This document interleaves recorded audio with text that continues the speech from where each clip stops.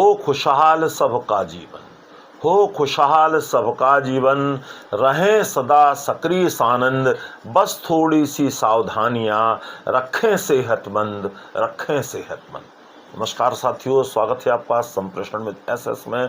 मैं हूं आपका दोस्त डॉक्टर एसएस त्रिपाठी। साथियों, आज बात बड़े सयानों की, बुजुर्गों की, सीनियर सिटीजन्स की और उनसे जुड़ी तमाम सेहत की बातों की, सेहत से जुड़ी सावधानी की। साथियों, बढ़ती उम्र में अक्सर देखा गया है कि लोगों का मन तो सक्रिय होता है, ऊर्जामय होता है, लेकिन उस मन के अनुकूल शरीर में न तो उतनी ऊर्जा होती है, न ही उतना सक्रियता होती है, न ही उतने उत्साह का संचालन होता है। यही कारण है कि देश दुनिया के तमाम बुजुर्ग कभी गिर पड़ते हैं, कभी चोट चपेट में आ जाते हैं। ऐसी घटनाएं प्रायः देखी जाती हैं।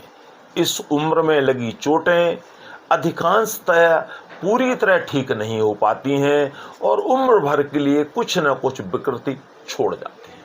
तो आइए साथियों, जानें कि किन बातों का ध्यान रखकर हम अपने बुजुर्गों को, बड़े सयाने को, सीनियर सिटीजन्स को कुछ हद तक इन परेशानियों से बचा सकते हैं।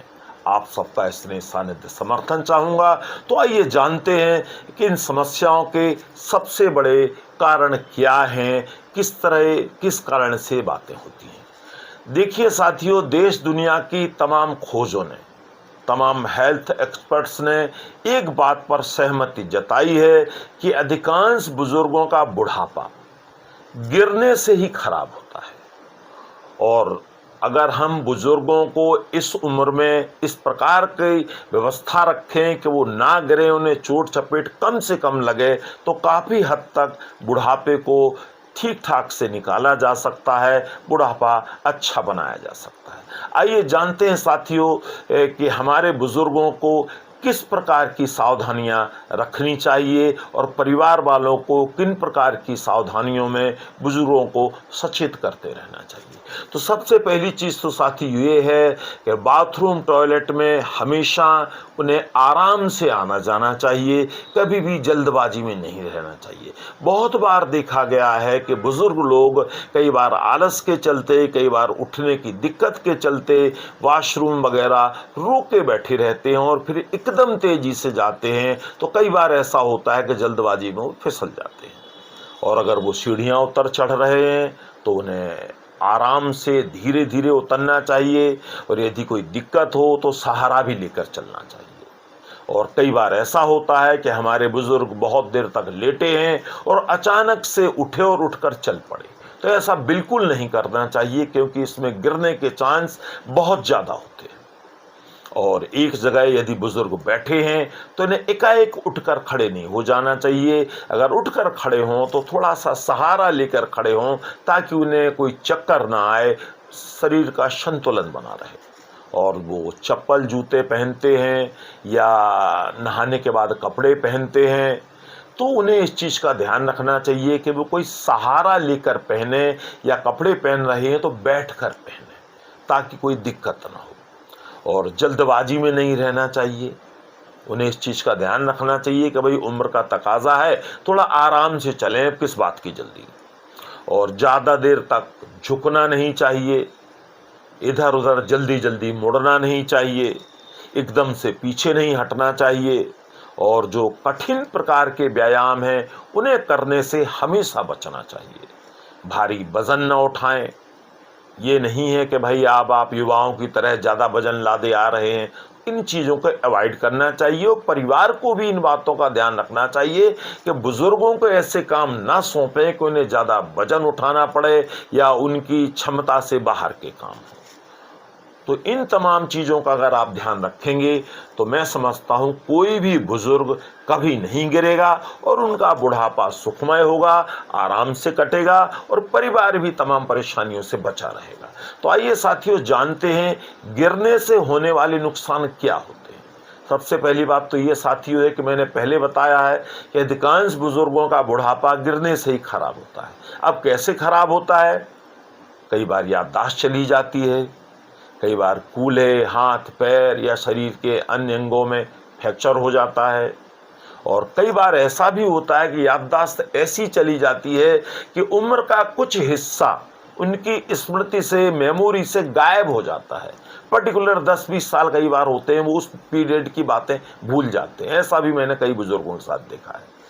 बिस्तर से नहीं उठ पाते हैं जब उन्हें ज़्यादा चोट लग जाती है, और अगर सिर में गहरी चोट लग गई तो ब्रेन हेमरेज हो सकता है, वो कोमा में भी जा सकते हैं, लंबे समय तक बेड पर पड़े रह सकते हैं। और कई बार ऐसा भी होता है कि अगर ठीक ठाक हो भी गए तो वॉकर की सहायता से या किसी के सहारे से बड़ी मुश्किल से चल पाते हैं। तो इस प्रकार की परेशानियां आम हैं। तो साथियों, अब जानते हैं कि बच्चे, परिवार वाले और हमारे बुजुर्ग किन चीज़ों का ध्यान रखें जिनसे इन परेशानियों से बचा जा सके। तो साथियों, इनमें सबसे पहली चीज़ तो ये है कि हमारे बुजुर्गों से मैं यही निवेदन करूंगा कि यदि उन्हें कोई परेशानी है, कोई दिक्कत है, तो तत्काल अपने बच्चों को बताएं ताकि उसका निराकरण जल्दी से जल्दी किया जा सके। सामान्यतः देखा गया है कि कई बार बुजुर्ग ये सोचते हैं कि क्यों बच्चों को परेशान करना, तो उन्हें देर में चीज़ें बताते हैं, जिसकी वजह से परेशानी बढ़ जाती है और उसकी रिकवरी में भी ज़्यादा टाइम लगता है। तो मैं यही निवेदन करना चाहूँगा, यदि बुजुर्गों को कोई दिक्कत है तो तुरंत अपने बच्चों को बताएं। और बच्चों को भी ये चाहिए, परिवार वालों को ये चाहिए कि बुजुर्गों को घर में बहुत देर तक अकेला ना छोड़ें। थोड़ी बहुत देर की बात है, 10-20 मिनट, 25 मिनट, 1 घंटे की तो चल सकता है, बहुत देर तक उन्हें अकेला ना छोड़ें। उन्हें दवाएं, खाना समय से दें और समय समय पर उनके हालचाल जानते रहें। अगर लगता है कि आपके बुजुर्ग अनमने हैं, उनके चेहरे पर तनाव दिख रहा है, कि कोई परेशानी महसूस हो रही है, तो उनसे जाकर पूछ लें कि कोई दिक्कत है, कोई परेशानी है, ताकि अगर कोई दिक्कत हो तो वो बता दें।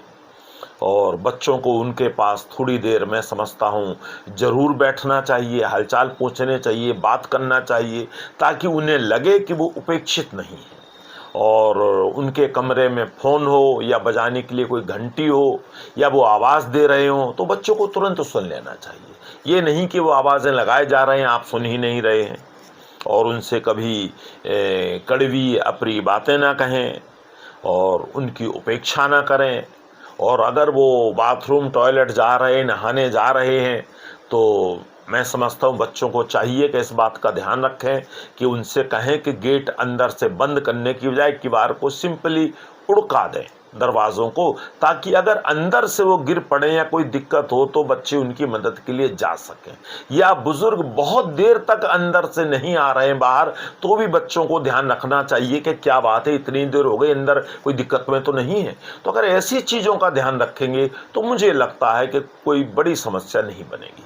अब अगर मैं सार और संक्षेप में कहूँ तो मैं यही कहना चाहूँगा कि हम सबको नहीं भूलना चाहिए कि देर सवेर सबको उम्र दराज होना है, बुढ़ापा सबका आना है। तो मैं तो यही चाहूँगा कि आप अपने बच्चों को संस्कार सिखाइए और संस्कार दिखाइए, ताकि आने वाली पीढ़ी का भी बुढ़ापा अच्छा गुजरे और बच्चे उनके साथ भी अच्छा व्यवहार करें। और एक चीज़ और है जो हमें नहीं भूलना चाहिए कि इन बड़ों ने, बुजुर्गों ने हमारे आपके भविष्य बनाने के लिए कितनी कुर्बानियाँ दी हैं, कितनी तकलीफ़ें सही हैं और अपने तमाम आराम को कुर्बान करके हम सबको सफल, नेक बनाया है। तो मैं तो यही चाहूँगा कि तमाम बच्चे अपने बुजुर्गों का ध्यान रखें और इसके अलावा जो है अब उनका आशीर्वाद पाकर अपना भविष्य भी अच्छा बनाएं। तो बाकी फिर किसी नए वीडियो में मिलते हैं जल्दी। नमस्कार।